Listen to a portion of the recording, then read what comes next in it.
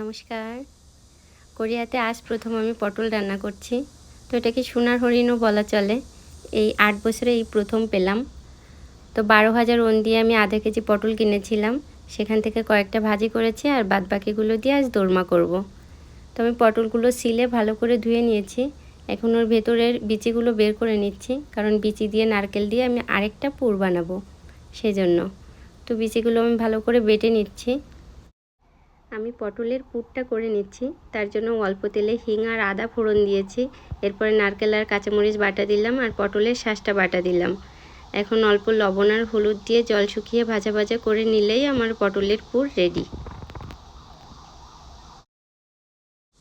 পুরটা আমার রেডি হয়ে গেছে। এখন পটলগুলো আমি হালকা করে ভেজে নিচ্ছি। আমি যে পটলের পুরটা করে রেখেছিলাম সেটা এখন পটলের পেটের ভিতর দিয়ে দিচ্ছি।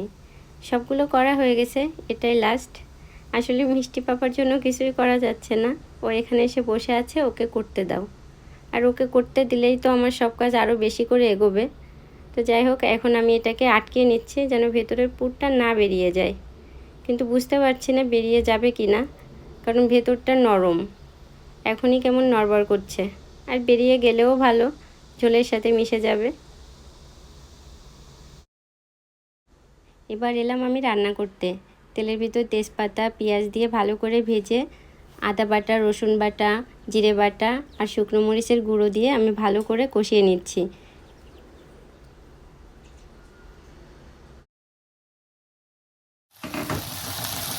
মশলাটা কষে তেল ছেড়ে দিয়েছে, পটলগুলো আমি দিয়ে দিয়েছি এবং পটলগুলো দিয়ে আমি একটু হালকা হাতে নেড়ে নিয়েছি। হালকা হাতে নেড়ে আমি ঝোল দিয়ে দিয়েছি, বেশি নাড়ালে আবার মুখগুলো খুলে যাবে।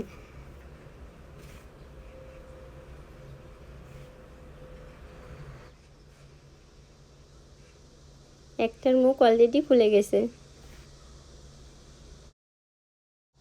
আমার রান্না প্রায় শেষ, এটাতে আমি কোনো ঝোল রাখবো না। আর মুখগুলোও খুলে গেছে। এখন একটু ঘি ছড়িয়ে দিচ্ছি। ঘি ছড়িয়ে দিয়ে আমি 5 মিনিট ঢেকে রাখবো।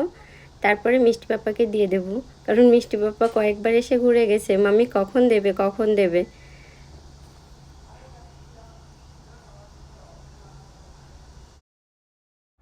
ফাইনালি আমার পটলের দোরমা রান্না শেষ। আমি এইভাবে রান্না করেছি এবং এতদিন পরে রান্না করেছি, তাই শেয়ার করলাম। আমি প্রথমে মিষ্টি পাপাকে দিলাম টেস্ট করতে, কিন্তু মিষ্টি পাপা খেয়ে বলল, মামি ইয়াম্মি হয়েছে।